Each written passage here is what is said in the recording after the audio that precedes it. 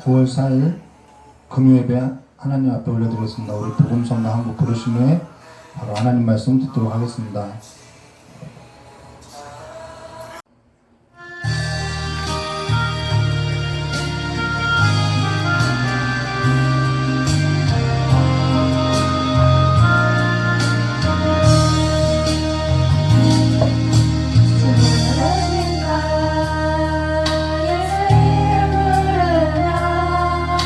나의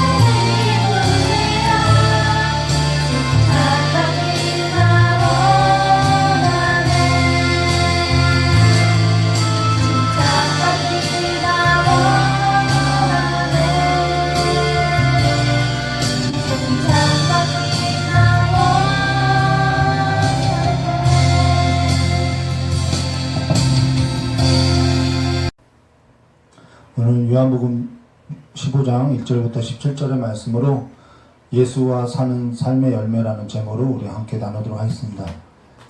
지금 요한복음은 영광의 책이라는 부분을 보고 있는데요. 그 영광의 책의 부분에 있어서 세 번째 시간을 갖고 있는데 서론 없이 바로 성경 말씀으로 보도록 하겠습니다. 그럼 우리 1절 말씀에 보시면은 나는 참 포도나무요 내 아버지는 농부라 라고 말씀하고 있는데요. 여기서 예수님께서는 자신을 가리켜서 참 포도나무로 비유하고 정의하고 있다는 것입니다. 그러면 어떠한 뜻으로서 예수님은 자기 자신을 참 포도나무라고 하였는지 우리 먼저 참이라는 단어에 있어서 보면요. 이 참이라는 단어는 거짓의 반대 개념으로서 참과 거짓을 말하는 것이 아니라 모형이 아닌 실제라는 것으로 말하고 있다는 것입니다. 한 사례를 들면요. 연필을 설명하고자 할 때 연필이 없어서 어떠한 사물로서 대처해서 어떠한 사물을 연필을 대신해서 설명하다가 누군가가 연필을 가져왔다고 하면은 더는 연필을 대신한 그 대처물이 필요 없는 것으로서 실제 연필을 보여주면 된다는 것입니다. 이와 같이 모형이 아니라 이제는 실체로서 참이라는 뜻으로서 말해주고 있다는 것입니다. 그래서 여기서는 참과 거짓이라는 뜻이 아니라 모형을 대비하여서 실제임을 말해주고 있다는 것입니다. 그런 의미에서 참을 말하고 있는데요.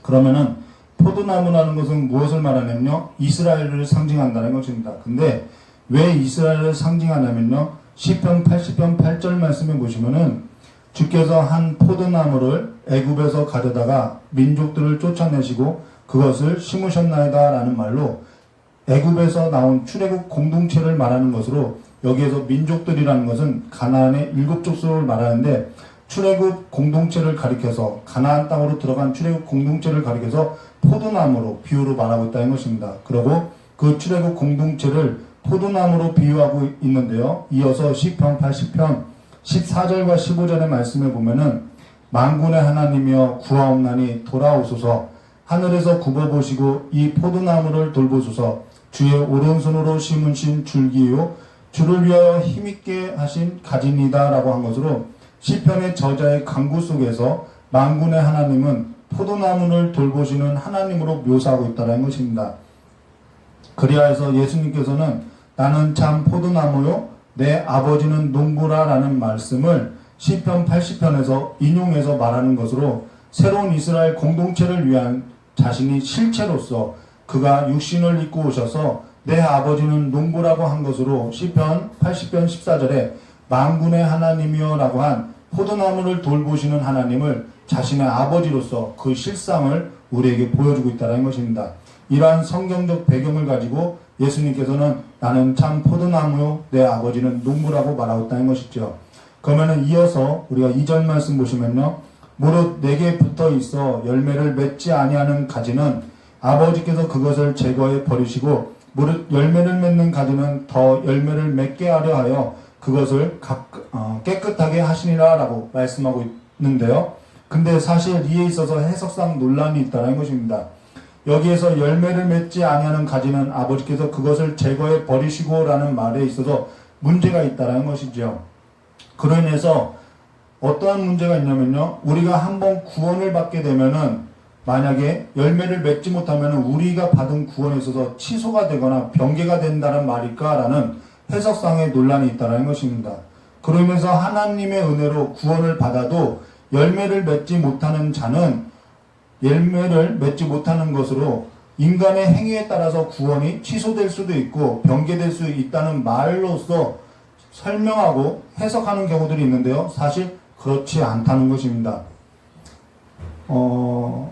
그래서 때로는 이 말씀을 가지고 그렇지 않아도 죄로 인해서 타락한 연약한 사람에게 협박성 멘트로서 협박성 설교를 하고 복종을 강요하고 있는 것을 우리가 신앙 안에서 경험하게 된다는 것이죠. 그로 인해서 2절 말씀에 제거하다라는 단어를 달리 어떻게 번역을 하냐면요. 들어 올리다라고 번역하고 있는 것으로 해석하는 경우들이 있는데요. 사실 여기서 제거하다라는 단어는 성경에 기록된 대로 제거하다라는 뜻과 들어 올리다라는 뜻으로 두 가지로 번역이 가능한 단어라는 것입니다. 그로 인해서 유대 생활 풍습에 있어서 포도 농사를 지을 때 이 가지 줄기가 땅에 붙어 있어서 열매를 맺지 못하는 경우들이 있는데, 그러한 경우는 돌이나 받침대를 두어서 가지를 들어 올려서 열매를 맺게 한다는 것입니다. 그로 인해서 제거하다라는 이 단어를 들어 올리다라는 것으로 해석하는 경우들이 있다는 것입니다.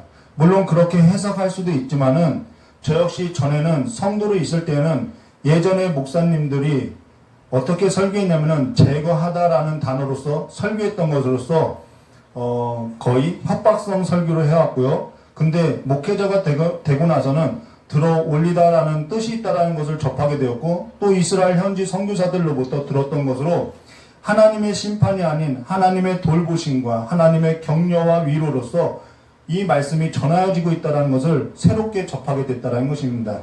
그러나 우리가 다시 한번 생각해 볼 것은 무엇이냐면요, 지금 일부에서는 들어 올리다라고 해석을 하고 있는데, 우리가 성경 해석에 있어서 어디를 보아하냐면 성경 문맥 안에서 성경을 보아한다는 것입니다. 그래서 6절 말씀에 보시면 이렇게 말씀하였죠. 사람이 내 안에 거하지 아니하면 가지처럼 밖에 버려져 마르나니 사람들이 그것을 모아다가 불에 던져 사르니라 라고 말씀하고 있는 것으로, 성경은 분명하게 심판의 의미로서 제거하다라는 뜻으로서 번역하고 있다는 것입니다.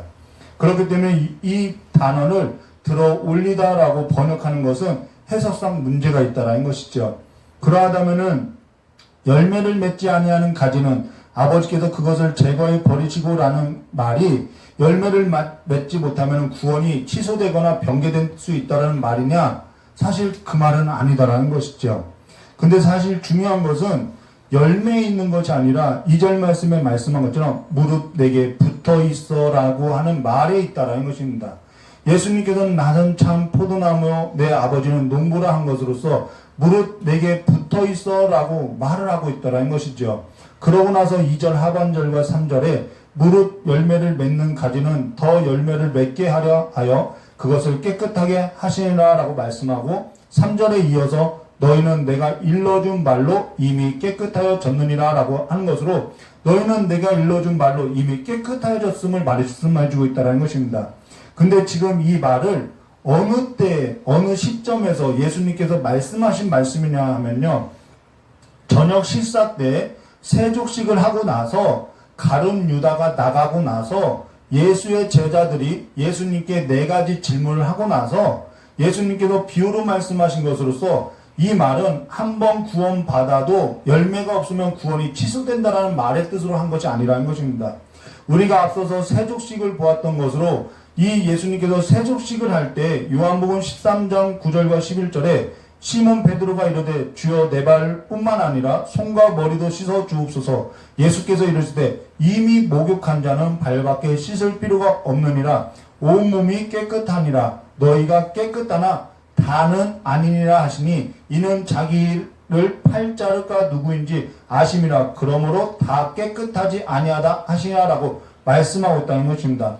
세족식이라는 것은 예수님께서 십자가에서 자기 백성을 대신하여서 물과 피로 죄를 사하신 것으로, 누구든지 예수 그리스도를 마음으로 믿어 입으로 시인하면 구원을 받음을 말해줬다는 것입니다.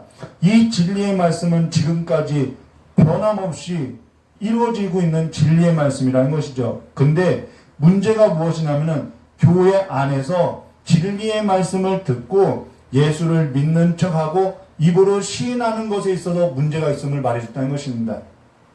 뭐라고 여기에 있어서 설명할 길은 없지만요, 가룟 유다의 경우를 보면은 예수의 제자 무리 속에 있었으나, 예수의 제자인 줄 알고 있었으나, 예수 그리스도를 믿는 줄 알았으나 그렇지 않았다라는 것이죠.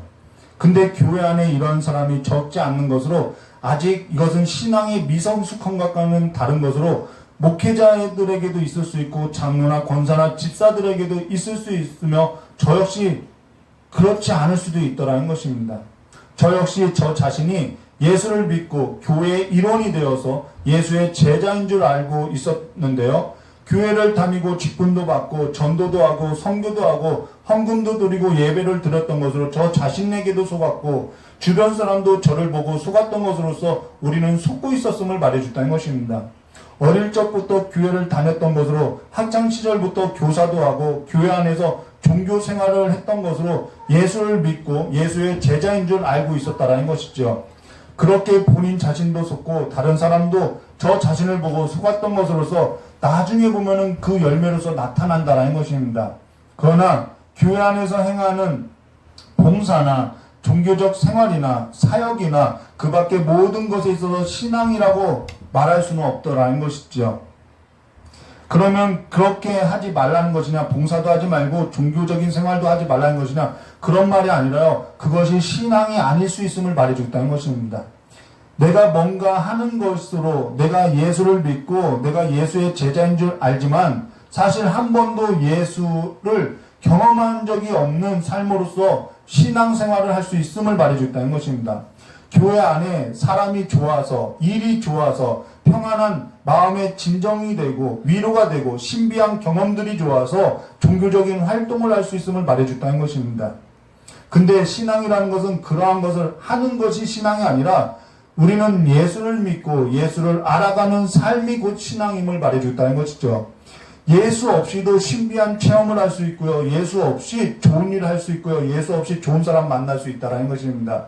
내가 예수를 믿으니까, 내가 예수를 아니까 지금 이러한 봉사도 하고 이러한 직분도 있다고 할 수 있으나 예수 없이 그러한 것이 가능하더라는 것입니다. 교회 밖에 있는 사람은 예수를 믿지 아니하니까 예수를 알지 못하고 사는데, 심각한 것은 예수의 제자 무리 속에 가룟 유다가 있듯이, 회당 가운데 귀신 들린 자가 있듯이 교회 안에 종교적 활동을 하고 종교적 행색을 가지고 있는 것으로서 예수를 믿고 예수를 알고 예수와 사는 삶과 달리 종교적인 행색을 하고 있음을 말해주고 있다는 것이죠. 몇 년 전에 귀신이 들렸던 사람이 있었는데요. 그분 스스로도 권사님이었는데 본인 스스로도 귀신이 들린 줄 몰랐다라는 것입니다. 근데 귀신이 들렸는지도 몰랐던 권사님이 제 아내에게 기도를 받을 때 그분이 자신 안에 귀신이 있다고 말하고 술술 본인이 시인하고 그래서 기도하면서 귀신을 쫓아내고 자유케 한 적이 있었다라는 것입니다. 근데 그가 하는 말이 뭐였냐면요. 몇 년 동안 교회를 다니고 헌금도 하고 봉사도 하고 철야도 다 하겠는데 예수만 믿지 못하겠는데 드러났다고 이야기하더라는 것이죠. 근데 이러한 일이 교회 안에 적지 않는 것으로서 겉으로 볼 때는 멀쩡하고 아무 문제 없고 예수를 믿고 예수의 제자처럼 보이는데 실상 예수 없이 그 모든 일을 하더라는 것이죠. 그래서 3절 말씀에 이어서 4절 말씀에 보면은 이런 말씀을 하고 있는데요. 너희는 내가 일러준 말로 이미 깨끗하여 졌느니라. 내 안에 거하라. 나도 너희 안에 거하리라. 가지가 포도나무에 붙어있지 아니하면 스스로 열매를 맺을 수 없음과 같이 너희도 내 안에 있지 아니하면 그러하리라 라는 말로 예수 안에서 거해서 살아가는 삶을 두고 말하고 있다는 것입니다. 그렇다면 여기서 거하다라는 말의 뜻이 무엇이냐면요. 교회에만 있고 어떠한 공간적인 그러한 공간 가운데 함께 있는 삶을 두고 하는 말이 아니라 교회에 있고 교회 안에서 봉사하고 뭔가 하는 것을 말하는 것이 아니라 예수와 같이 살아가는 삶을 두고 말하고 있다는 것입니다. 같은 공간에 있는 것을 말하는 것이 아니라 같이 살아가는 개념으로서 말하고 있다는 것입니다. 앞서 세족식이라는 것은 예수님께서 자기 백성을 대신해서 물과 피를 쏟으시고 죽으신 것으로서 우리에게 있어서 그의 가족 공동체로 그가 받아들인 것을 말하는데 우리는 그의 죽음과 무관하지 않음을 말해주고 있다는 것입니다. 그로 인해서 이 거하다라는 말의 뜻은 그 안에 같이 살아가는 삶을 두고 하는 말로서 관계적 용어임을 말하고 그리스도와 생명을 나눈 관계로서 그리스도와 같이 사귐이 있는 삶이 이루어진 것을 말하고 있다는 것입니다. 그러면서 그 삶으로부터 맺게 된 열매를 말하고 있는데요. 그리스도와 생명을 나눈 자로 그리스도와 같이 살아가는 삶으로부터 맺어진 열매로 그리스도의 생명 없이 그리스도와 같이 사는 삶 없이 열매는 있을 수 없음을 말해줬다는 것입니다. 그렇기 때문에 5절 말씀이 이렇게 말하는 거죠. 나는 포도나무요 너희는 가지라. 그가 내 안에 내가 그 안에 거하면 사람이 열매를 많이 맺나니 나를 떠나서는 너희가 아무것도 할 수 없느니라 라는 말로 예수와 같이 살지 않는 삶으로부터는 아무것도 할 수 없음을 말해줬다는 것입니다. 근데 우리가 예수와 같이 사는 삶에 있어서 늘 황홀할 수만 없고요. 늘 특별할 수만 없고요. 늘 경이롭고 늘 기적과 같은 삶만 있지는 않다라는 것입니다. 사실 신앙에 있어서 이러한 영역들도 있지만은 이것이 전부인 것처럼 말을 하고 있는 경우들이 있더라는 것입니다. 사실 예수와 같이 사는 삶이라는 것은 모든 일상을 공유하는 삶을 말하는 것으로서 모든 것을 그와 같이 살아가는 삶을 말하고 있다는 것입니다. 그래서 예수와 같이 살아가는 삶이라는 것은 실제 부부로서 실상을 살아가는 것을 말하고 있다는 것이죠. 드라마 속에 나오는 가짜 부부와 같이 연기하는 모습으로서 살아가는 것이 아니라 모든 일상을 지지고 볶고 살아내는 삶을 두고 하고 있다는 것입니다. 지금 예수와 같이 사는 삶이라는 것은 모형이 아닌 그림자가 아닌 실체이며 실상인 것으로서 늘 황홀할 수만 없고 늘 경이롭고 늘 기적과 같은 그러한 특별하고 신비로운 삶만 있는 것은 아님을 말해줬다는 것이죠. 일상이 되어야 할 것을 말해줬다는 것입니다. 그로 인해서 성령께서 하시는 일이라는 것은 관계를 회복한 것으로서 하나님과의 우리의 관계 가운데 아바 아버지라고 하고 예수와 우리의 관계 가운데 신랑과 신부로서 부부의 삶을 살아갈 것을 말해줬다는 것이죠. 하나님이 우리의 아버지가 되면은 하나님은 우리의 삶에 있어서 간섭할 것이고요. 예수와 우리와 그 부부가 실제라고 하면은 예수와 같이 살아가는 삶이 있을 것을 말해줬다는 것입니다. 같은 공간에서만 사는 것이 아니라 모든 일상의 삶 가운데 공유하는 삶을 두고 말하고 있다는 것이죠. 그래서 때로는 우리는 그 하나님의 뜻에 있어서 불평도 일어날 수 있다는 것이죠. 성령께서는 그 관계를 회복하고 우리를 통하여서 그 실제 삶을 살게 하신다는 것입니다. 근데 늘 특별하다고 하고 늘 황홀하다고 하고 모든 일에 있어서 뭔가 의미를 부여하고 사는 것은 뭔가 비뚤어진 신앙임을 말해줬다는 것이죠. 그로 인해서 예수와 같이 사는 삶의 그 일상의 가운데 맺어지는 열매라고 하는 것은 7절과 11절에 삶의 열매를 말하는 것으로서 7절과 11절의 말씀을 보면요. 너희가 내 안에 거하고 내 말이 너희 안에 거하면 무엇이든지 원하는 대로 구하라. 그리하면 이루리라. 너희가 열매를 많이 맺으면 내 아버지께서 영광을 받으실 것이요 너희는 내 제자가 되리라. 아버지께서 나를 사랑한 것 같이 나도 너희를 사랑하였으니 나의 사랑 안에 거하라. 내가 아버지의 계명을 지켜 그의 사랑 안에 거하는 것 같이 너희도 내 계명을 지켜 내 사랑 안에 거하라.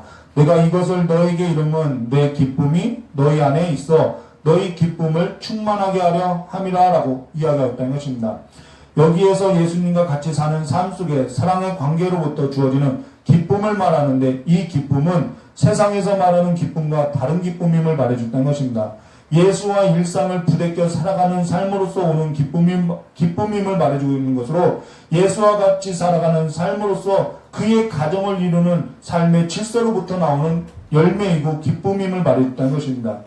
우리가 사는 힘이라고 할 때에도 이 힘에 있어서 어떤 사람은 예수가 아닌 다른 무엇을 가지고 자신의 힘이라고 말할 수 있지만 어떤 사람은 예수가 곧 자신의 힘이라고 하는 것으로서 그 힘이라는 단어의 배경이 다르고 기초가 다르고 개념이 다른 것처럼 여기에서 말한 기쁨도 예수와 같이 살아가는 기쁨이 아닌 다른 기쁨을 말할 수 있음을 말해줬다는 것이죠. 근데 예수와 사는 삶의 기쁨이라는 것은 어디에 기초하고 있냐면은 그의 계명에 기초한 삶임을 말해줬다는 것입니다. 그렇기 때문에 이 열매는 그 삶으로부터 맺혀지는 성령의 열매를 말하는 것으로서 그리스도를 닮아가는 삶의 성품을 말해주고 있다는 것이죠. 부부가 살아가면은 세 가지가 닮아진다고 하는데요. 하나는 음식이 닮아진다고 하고요. 나중에는 생각이 닮아진다고 하고요. 나중에는 생김새도 닮아진다고 하는데요. 예수와 같이 사는 그 기쁨이 바로 이 성품이 닮아지는 것을 말해줬다는 것입니다.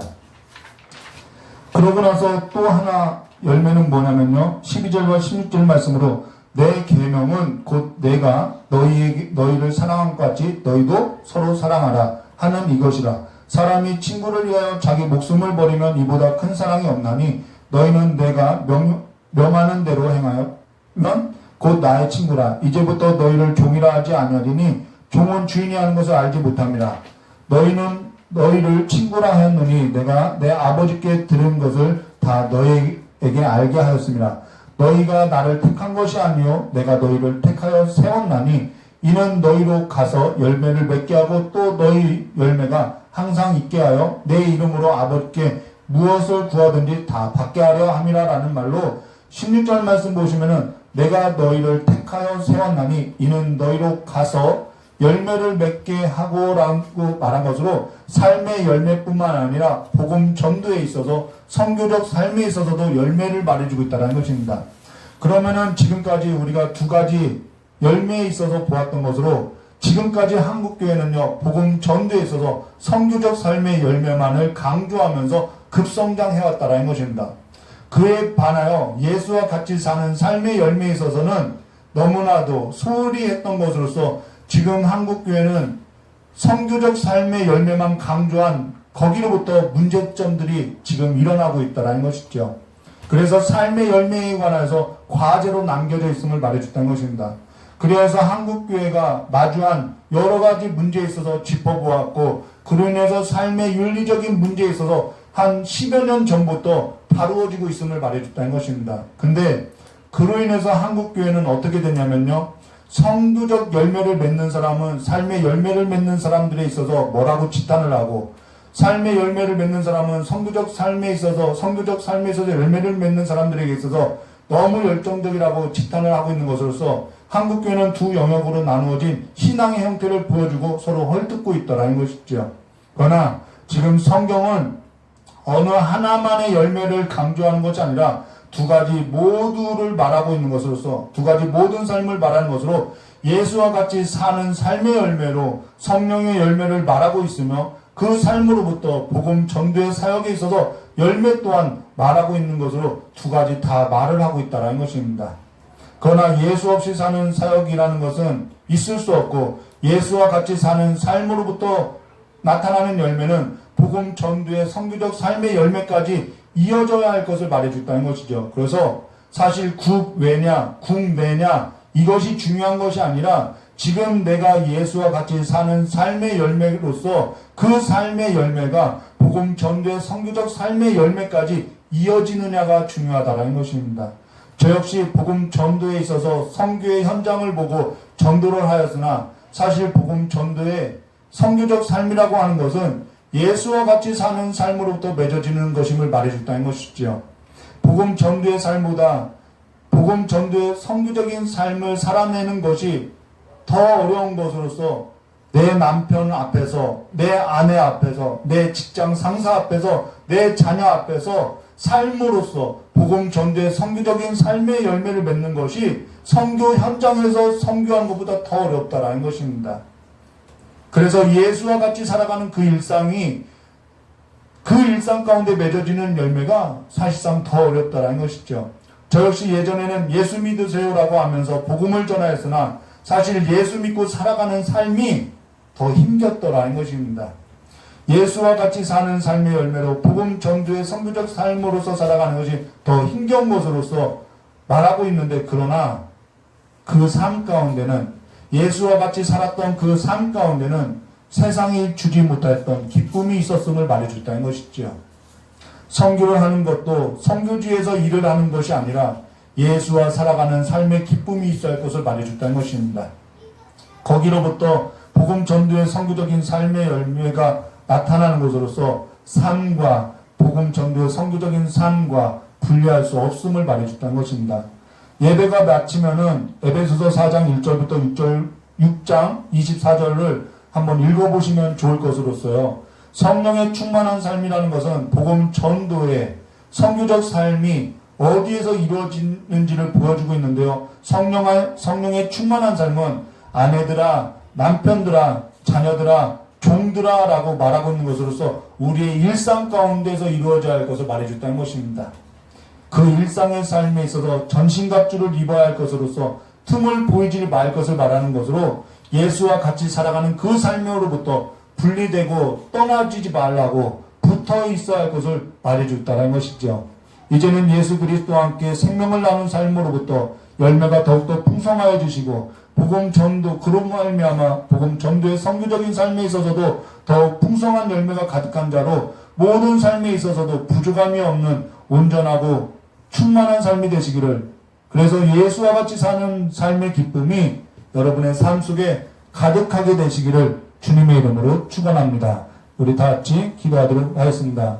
참 좋으신 하나님 아버지, 예수 없이 살아가는 삶이 아니라 예수 없이 교회를 다니는 것이 아니라 예수 없이 봉사하고 예수 없이 선교하고 예수 없이 살아가는 삶이 아니라 이제는 내 모든 그 삶의 영역 가운데 예수와 같이 사는 기쁨이 충만하여서 그 모든 일을 감당하고 견뎌내는 힘이 예수밖에 없음을 고백하고 살아가는 삶의 기쁨이 우리 안에 충만하여서 이제는 예수로 말미암아 내 힘이 곧 예수를 출구하는 삶이었음을 고백하는 삶의 기쁨이 회복하게 해주셨고 거기로부터 모든 삶의 영역마다 하나님을 기뻐하는 그 삶의 즐거움이 가득 넘칠 수 있도록 회복하여 주시고 상처받은 지난날의 그 신앙에 있어서 상처받은 그 신앙들을 회복하여 주시고 만져주셔서 이제는 하나님으로 말미암아 즐거워하는